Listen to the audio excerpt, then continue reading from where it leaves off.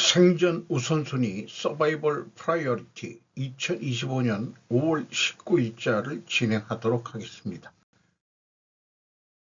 오늘의 편집 내용 제목들입니다. 윤 그림자 거치자 한동훈 기직의 현장에서 국민 만나겠다. 트럼프는 이 두 지도자의 최악의 자질을 모두 채택하여 두 번째 임기로 이끌었으며 일부 공화당 하원들의 훨씬 더 큰 주 및 지방세 공제를 주장하는 것은 여전히 당의 세금 및 지출 법안에 큰 장애물로 남아있다. 트럼프가 휘젓는 불확실성의 세계, 중국과 합의를 이뤄도 언제 또 바뀔지 몰라. 미중 관세 전쟁, 미국은 행복했나? 미 국채주리는 중국 3월 1영에 이어 세계 3위로 하락. 트럼프 중동 투어, 제조업은 리쇼링하고 데이터 센터는 중동으로. 중국 996, 미국 정부 전역의 관리들이 트럼프의 시리아 깜짝 발표를 이행하기 위해 분주히 움직이고 있습니다. 윤 그림자 거치자 한동훈 기직에 현장에서 국민 만나겠다. 뉴스 1에서 보도한 내용입니다. 윤석열 전 대통령의 탈당 선언 직후 김문수 대선 후보를 지원하기 위한 현장 유세 방침을 천명했다. 비록 구 여권이 요청한 선거대책위원회 선대위 합류에는 여전히 선을 긋고 있지만 한 전 대표의 움직임 자체가 보수층 결집과 중도 외연 확장에 대한 기대를 키우고 있다. 윤 탈당 발표 직후 현장에서 국민 만나겠다 지원 유세 예고. 한 전 대표는 그동안 계엄령 반대, 탄핵에 대한 입장 선회, 윤석열 전 대통령 부부와의 절연, 극우 세력과의 선긋기 등 이른바 3대 조건을 제시하며 선대위에 선을 그어왔다. 제가 생각하기로는 법무부 장관부터 인식된 한동훈은 분명 반중 친미 보수 세력이다. 김문수 유세 지원은 매우 긍정적인 활동이다. 현재의 극우 세력은 기독교로 보이는데 그것도 한 정광훈인가 하는 특정 세력이긴 하죠. 이들은 친중을 반중으로 위장하고 있는 거 아니냐 하는 생각도 있습니다. 만약에 대선에 김문수 씨가 실패를 하더라도 그동안에 탄핵을 반대했던 기존 윤파들이 물러날 수밖에 없는 거기 때문에 한동훈이 당권을 장악할 수 있는 길도 있지 않느냐 하는 그런 시나리오 견해가 있습니다. 트럼프는 이 지도자의 최악의 자질을 모두 채택하여 두 번째 임기로 이끌었으며 라는 제목으로 피터 자이안의 뉴스레터를 오래간만에 소개하겠습니다. 리더십의 문제 그리고 관리. 모두가 좋아하는 리더를 비판하는 저에게 화를 내지만 들어보세요. 저는 여기서 모두를 구울 거예요. 오바마, 트럼프, 시진핑, 할머니 등 누구도 안전하지 않습니다. 이 할머니가 왜 나왔는지 모르겠는데 알겠습니다. 오늘은 그램은 생략하겠습니다. 이 세 지도자의 각각은 각자의 정부의 장기적인 기능을 손상시켰습니다. 오바마는 엄청나게 똑똑했지만 초당적인 협력을 이루기에는 관리 능력이 부족했습니다. 시진핑은 편집증적이고 자신의 권력을 유지하는 데 집착하여 중국 체제를 숙청하고 현실과 단절된 지나치게 중앙집권적인 체제를 만들게 되었습니다. 트럼프는 이 두 지도자의 최악의 자질을 모두 채택하여 두 번째 임기로 이끌었으며 그 결과는 일간 뉴스에서 분명하게 드러납니다. 적어도 미국은 트럼프와 4년 동안만 상대하면 됩니다. 중국인들은 리더십 위기의 끝이 보이지 않으며 빠르게 인구 붕괴에 직면하고 있습니다. 미국이 중국의 혼란에서 무언가를 배우고 비슷한 운명을 피할 수 있기를 바란다. 뭐 이런 표현을 했는데 이 피터 자이아는 반트럼프적인 시각으로 좀 생각을 하고 풀어나는 것 같네요. 그래서 부정적인 관점이 있을 수도 있다. 그러나 분명 긍정적인 관점이 더 클 수도 있다. 필자는 트럼프의 집중 개선 5단계로 본다. 현재 진행하는 것들을 이렇게 여러 번 의견을 제시했었습니다. 일부 공화당 하원들이 훨씬 더 큰 주 및 지방세 공제를 주장하는 것은 여전히 당의 세금 및 지출 법안의 큰 장애물로 남아있다. 줄라티 마이어가 월스트리트 저널에서 보도한 내용인데요. 보수적인 공화당원들은 새로운 솔트 상한선에 만족하지 않는 세금이 높은 주 출신 동료들에게 분노하고 있다. 마이크 존슨 의장은 모든 민주당이 반대한다고 가정할 때 3표만 잃을 수 있다. 그 반대하는 공화당이 추진하는 그 감세 법안에 반대하는 사람들이 있다 이거죠. 솔트 지지율은 최소 5명이지만 상한선을 더 높이면 세금이 낮은 지역구를 대표하는 많은 공화당 의원들의 표를 잃을 수 있습니다.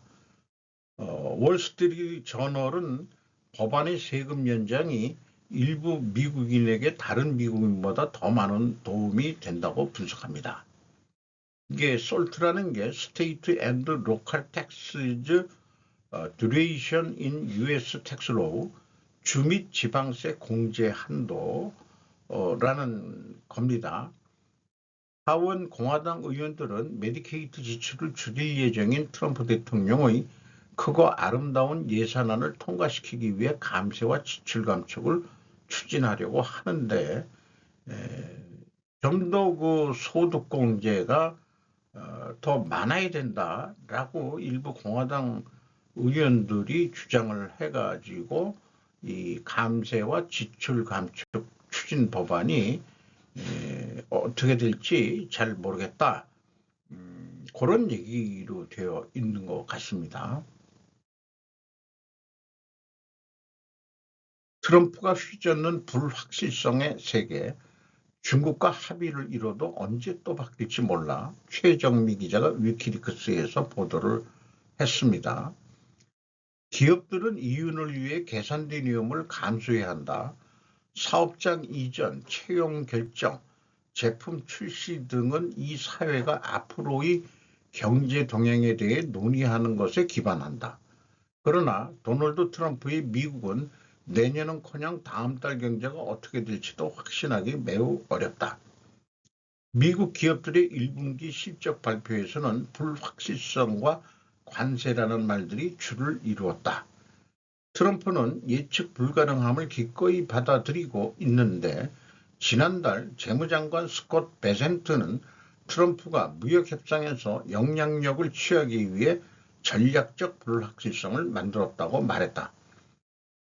파이낸셜 타임즈의 보도에 따르면 미중 무역전쟁이 일단 중단됐지만 언제 또 시작될지 몰라 미국 소매업자들이 미리 크리스마스 제품을 비축하고 있다.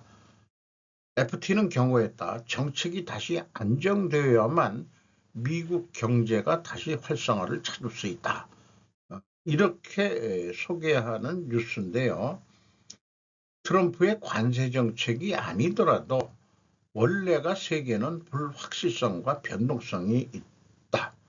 그걸 관세 정책으로 의도적으로 불확실성을 키웠다. 불확실성에 대비한 트럼프의 버퍼는 무엇이고 그 크기는 어떨까? FTA의 정책 안정성이란 불변의 세계를 원한다는 것인데 그런 세상은 없는 거 아니냐? 중국 시에 의한 불확실성에 대해서는 한마디 언급들도 안 하고 있습니다. 미중 관세전쟁 미국은 항복했나라는 제목으로 유명 유튜버 슈카 월드가 일요일날 방송한 내용인데요. 또 좀 기록에 남기고 싶어서 좀 발췌해서 편집을 했습니다. 결국 조삼모사가 된 거 아니냐 이런 표현을 하는데 향후 90일간 관세를 대폭 인하하기로 했는데 3개월은 어떻게 될지 아직 모르는 거죠. 그리고 그 2달간의 미중 관세 그래프가 아주 큰 폭으로 올라갔다가 다시 내려가는 그래프를 보였고 도대체 이 관세 전쟁을 벌여서 얻어낸 것이 무엇인가라고 질문하는 식으로 하고 있습니다. 그러니까 여기에 미국은 항복했나라는 제목이 의미하는 바는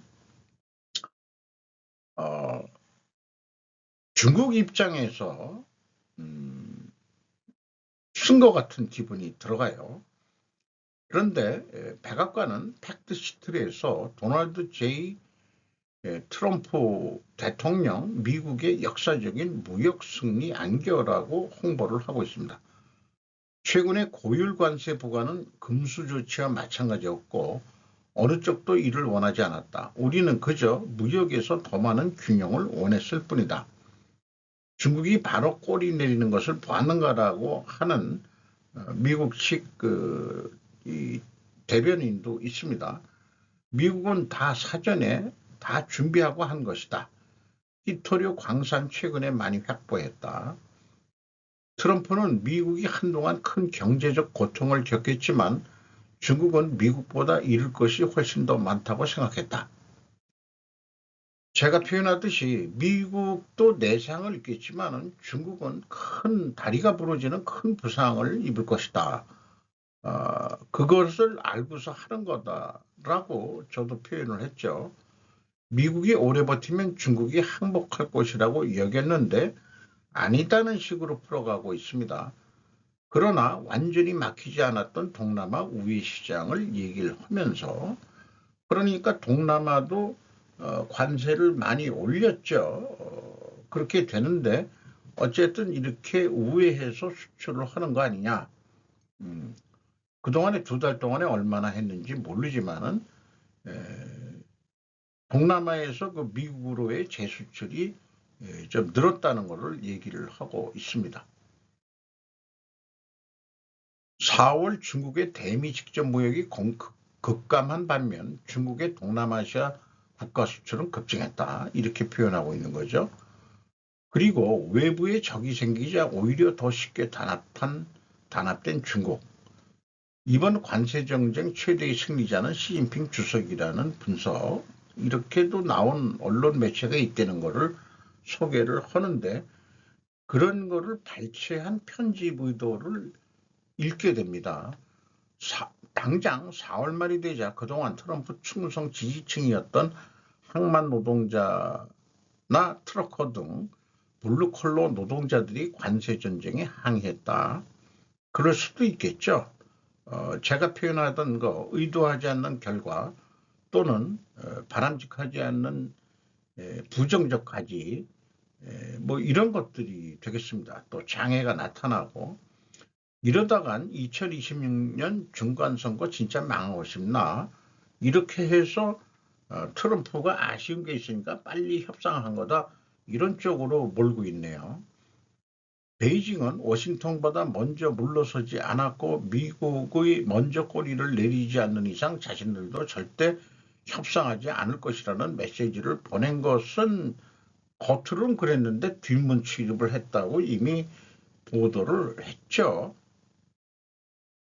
중국 국영방송 CCTV에 승리선언도 나왔다. 각자가 승리했다. 윈윈했다. 뭐 이런 식으로 얘기를 하는 거네요. 중국의 확고한 대응 조치와 단호한 입장은 매우 효과적이었다고 밝히며 승리를 자축했다.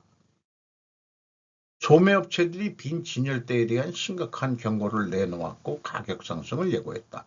미국인들은 더 부유해지기를 원했을 뿐이다. 그보다 트럼프가 급진적인 경제정책을 실행할 용기가 없다는 점이 드러났기 때문이다. 이것도 제가 물음표를 붙였어요. 요거는 뭐 워싱턴 저널에선가 인용을 했습니다. 슈카월드가 요런 여기까지 봤을 때 제 느낌을 좀 쓰면은 느낌이 아니고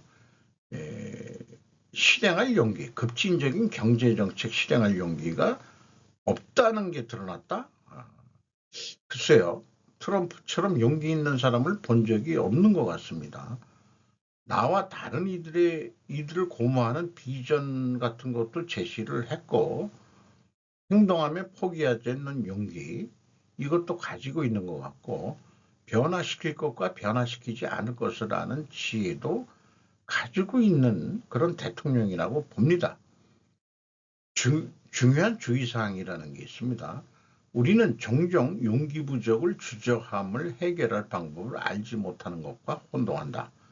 주저함이란 그저 엇갈린 감정을 가진 그런 사람이나 사안에 대해 서로 모순되는 그런 상태를 말한다. 이렇게 소개하는 어떤 이게 뭐 정치적인 측면이나 정책적인 측면이라기보다도 경영적인 측면에서도 이런 얘기가 있는 것을 제가 좀 인용을 했습니다.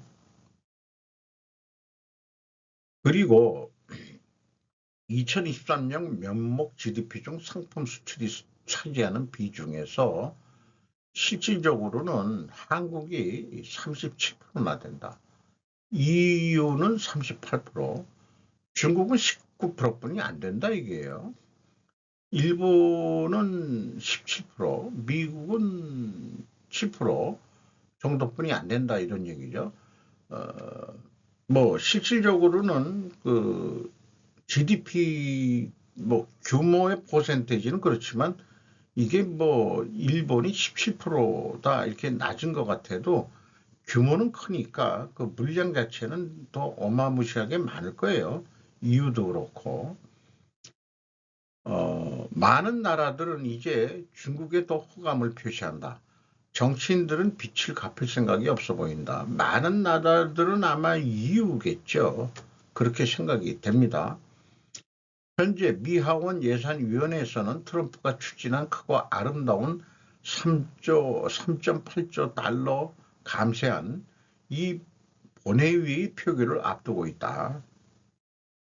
트럼프가 추진하는 감세안은 지방세 공제 한도를 현행 1만 달러에서 3만 달러로 높이는 것인데 일부 의원들은 그 상한선을 더 올려야 한다고 말하고 있어서 좀 미리 앞서서 뉴스를 소개했습니다마는 조금 걸림돌이 있는 것 같다 이런 얘기네요. 과연 미국은 부채를 언제까지 버틸 수 있을까? 백악관은 무디스가 미국 신용 등급을 낮추기로 한 결정이 정치적인 결정이라고 비난했다. 대통령 대변인인 스티브 청은 무디스의 이코노미스트를 지목하며 그가 오랫동안 트럼프 행정부 정책을 비판해왔다고 비난했다는 것도 소개를 하고 있습니다. 많은 부분 반트럼프적인 미국 미디어를 인용하여 중국이 승리했다는 결론은 90일 유예기간 후에 전개될 사항이 어떻게 될지 예측할 수도 있느냐. 미국이 항복했나 물어보는 식이지만 항복하고 무릎을 꿇었다는 것에 그런 식으로 정의를 하는 뉴스 보도였기 때문에 아마 아닐 걸 하는 게 이제 제 견해를 말씀드리는 거고요. 여러 반트럼프 편향적인 정보 네트워크로 사건관계 추론을 한 내용 아닌가 그렇게 이제 방송을 한 거 아니냐라고 조금 다른 시각에서 그 방송 내용을 인식을 해보는 시간이 됐습니다. 미국 국채 줄이는 중국 3월 1영이어 세계 3위로 하락. 장효원 기자가 아시아경제에서 보도를 했습니다. 한마디로 중국이 미국의 국채를 계속 팔고 있다는 얘기인데 달러가 지금 부족한 거 아니냐 이렇게 생각을 해볼 수 있는 거죠. 그 국채를 팔아서 왕창 달러가 들어온다면은 위안화 가치를 또 올려야 되는 그런 딜레마가 또 있는 거 그런 것도 있습니다. 그래서 이게 쉽지가 않은 문제일 것 같은데 어쨌든 지금 풀고 있다 이게요. 미국 국채를 판매하고 다시 매각하고 있는데 좀 싸게 내겠죠. 그래서 그 얘기는 국채라는 것은 만기 때 액면가를 받는 거니까 금리가 올라간 거다. 국채 금리가 이렇게들 인식을 하는 거로 그렇게 돼 있죠. 윙융딩 중국 사회과학원 학부위원이 전 중국인민은행 통화정책위원회인데 미국 채무 불이행을 염두에 둔다는 입장에서 미국은 달러를 찍어 갚으면 된다. 이렇게 저는 표현할 수 있겠습니다. FRB에 대해서는 또 빚이 좀 늘어나겠죠. 달러를 찍어서 국채, 달러를 갚는다. 그러니까 FRB에 다시 국채를 발행할지도 모르죠. 장원, 어쨌든 그렇습니다. 트럼프 중동 투어에 대해서 이미 뉴스들이 많이 나왔지만은 여기에 이번에는 경제적인 목적이 제일 많다. 이런 거는 뉴스들이 많이 나왔죠. 그리고 독특한 것은 이번에 다른 뉴스에서 못 봤는데 정영진 씨가 이렇게 트럼프하고 악수하는 사진을 소개를 하고 있네요. 그리고 시리아의 임시 대통령이 된 아메드 알 샤라 테러리스트로 작년 12월까지 현상금 100만 달러였는데 세상이 급변하니까 임시 대통령이 된 거죠. 옛날 아사드 정권을 밀어내고 그 중에서 이번 중동 승반에 데이터 센터 등 AI 이런 등등으로 미국이 하는 거에 그쪽들도 투자를 하겠다 많이 했는데 제조업은 리시어링하고 데이터 센터는 중동으로 여기에 대해서는 좀 긍정적인 거로 해석을 하네요. 전기가 많이 들어가니까 미국이 현재 데이터 센터가 너무 많다. 그러면은 이거를 좀 더 우호적인 국가에다가 좀 져놓고 그러면 되지 않겠느냐. 이런 쪽으로 소개를 하고 있습니다. 그래서 이런 데이터 센터면은 열이 많이 나니까 LG전자에서 나오는 칠러라는 냉각기 이런 것도 우리도 좀 짭짤하게 재미를 볼 수 있지 않겠냐. 그리고 삼성의 행보 중에서 유럽 최대 공조기기 업체인 독일 프랙트 그룹을 인수를 했죠. 그래서 글로벌 공조 시장에 본격 진출한다. 삼성도 그렇게 소개를 하고 있습니다. 기후 관련 가짜 과학이라는 입장에서 이 예산을 이런 개통에 쓰는 예산을 지금 삭감을 하고 있는 거죠. 여기에 대해서 그동안에 혜택을 받던 과학계에서는 일부 젊은 사람은 내가 만약 사회생활을 지금 시작했다면 나는 눈 깜빡할 사이에 이곳을 떠났을 것이다. 미국을 떠났을 것이다. 이런 식으로 비판을 하는 그런 내용도 소개를 하고 있습니다. 거기에 대해서 백악관은 행정부는 미국이 선도해야 할 우선 분야에 투자를 재집중하고 글로벌 기술 리더로서의 입지를 굳건히 할 것이다. 다만 깨어있는 과학, 워크 과학 지출을 종식시키는 것이다. 이런 얘기입니다. 그리고 많이들 얘기 나오지만은 트럼프의 말만을 가지고 판단하고 그러지 말고 트럼프를 이해하려면 행동을 보면 된다. 이렇게 소개하는 정치학자도 있습니다. 국제정치학. 여기에 이제 발빠르게 움직인 유럽이 있다. 자기네들이 이 과학을 앞세워가지고 자유 그리고 진보가 이후의 핵심 가치임을 선언하는 것이다. 해가지고 추즈 유럽 이런 포 사이언스 과학을 위해서는 이유를 선택하십시오. 그런 얘기인 것 같습니다. 참고적으로 중국의 딜레마로 얘기를 돌려보면은 중국은 구심력이 아니라 원심력이 작동되는 나라다. 중국은 문명인데 통일된 나라라고 착각하고 있다. 상하이인들은 자신들은 중국인이라고 생각하지 않고 지냈다고 한다. 중국 공산당이 되고서 벌써 80년 이상 지났지만은 상하이에서 사는 사람들은 뭐 중국이라는 개념 없이 그냥 나는 상하이 사람 이렇게 생각하고 살았다는 거죠. 동남아 화교들이 중국 본토에 요즘 자주 들락날락한다고 합니다. 그 이유가 뭐냐고 물어봤더니 시 정권이 지금 불안하다. 그래서 동남아 화교들이 중국 본토하고 비즈니스 거래들이 많기 때문에 중국하고 거래를 하려면은 중국하고 관시를 만들어야 되니까 새로운 시세들이 과연 누군지 좀 점치고 뭐 이런 과정에서 이 동남아 화교들이 지금 중국 본토를 들락날락한다는 또 그런 얘기도 들리기도 합니다.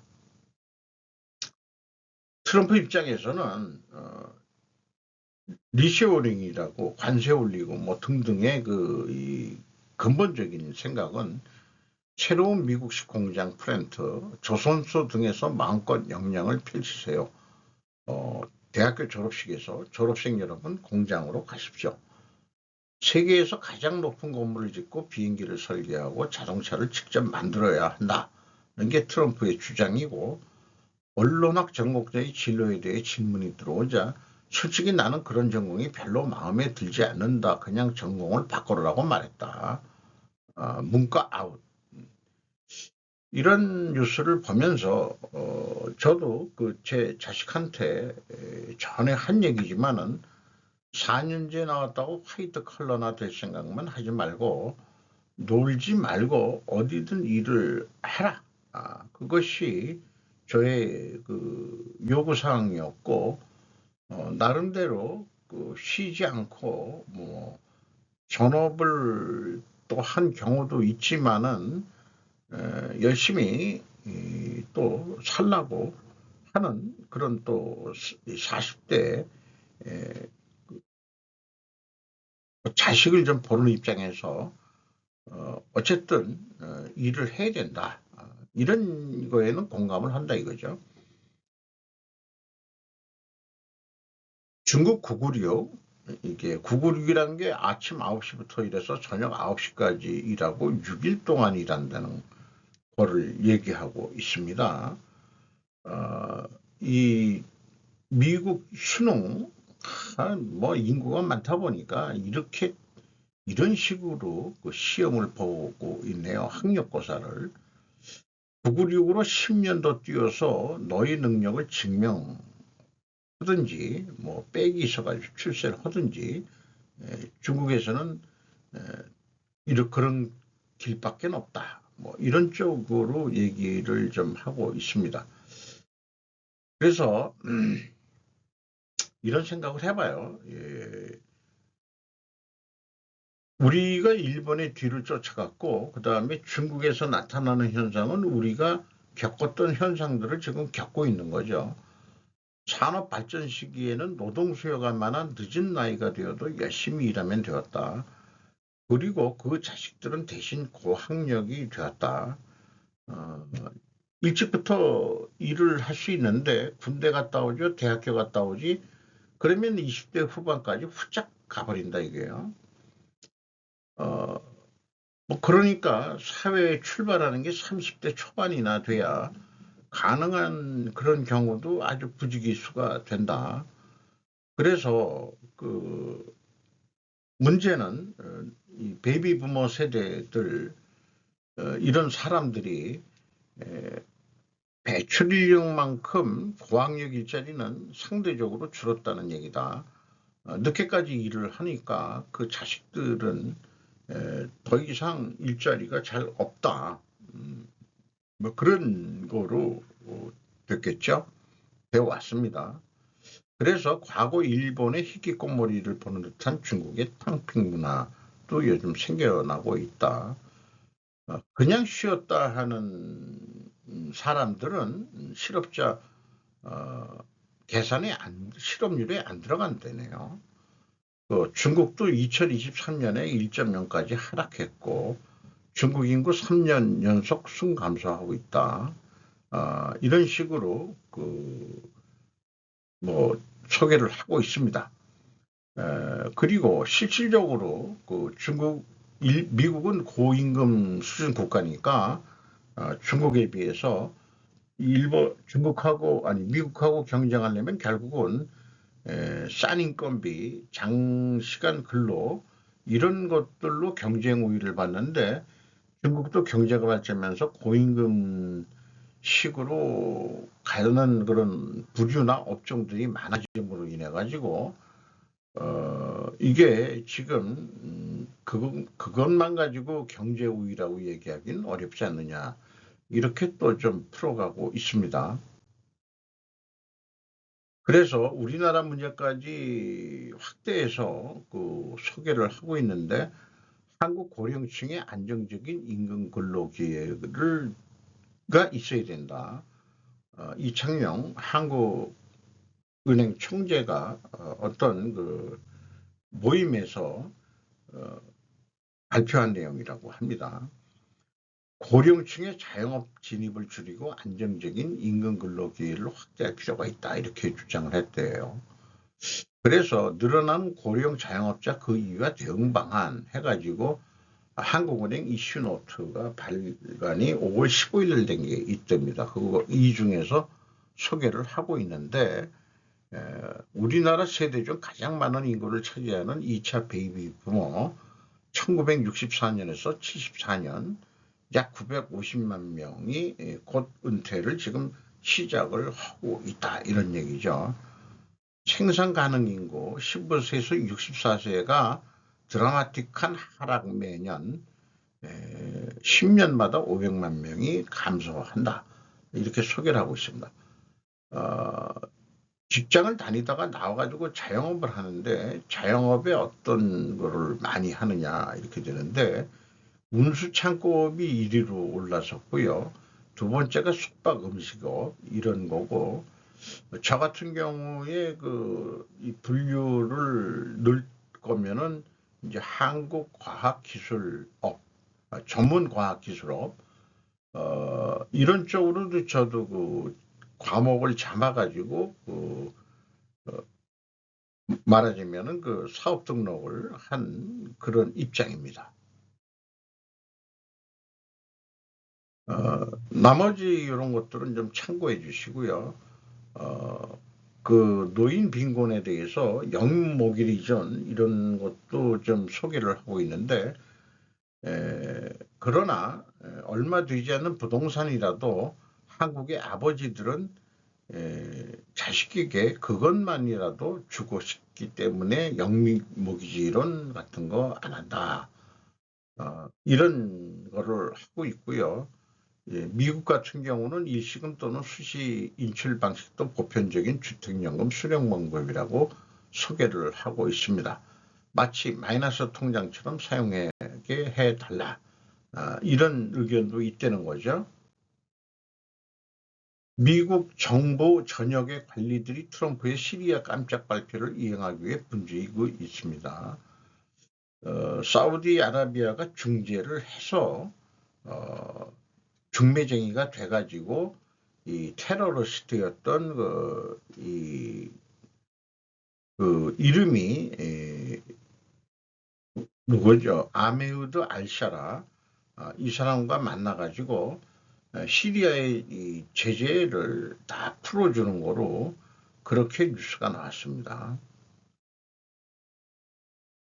그래서 앞으로 복잡한 길이라는 것으로 그 소개들을 쭉 하고 있는데, 루비오 그 장관은 이제 서로 알아낸 지 24시간 되었기 때문에 새로운 관계라고 하면서 분명히 우리는 진전이 있길 원하고 그들이 취하는 모든 조치를 취할 것이며 긴 여정이 될 것입니다. 왜냐하면 오랜 시간이 걸렸기 때문입니다. 이렇게 소개를 하고 있습니다. 하지만 이것은 역사적인 기회이며 성공한다면 지역에 극적인 변화를 가져올 것입니다. 라고 그 루비오 장관은 그렇게 얘기를 했답니다. 미국이 제재를 해제하겠다 하는 얘기를 듣고 그 시내에 몰려든 그 국민들이 있는 그런 모인 모습의 그 사진을 소개하고 있네요. 이상 마치도록 하겠습니다.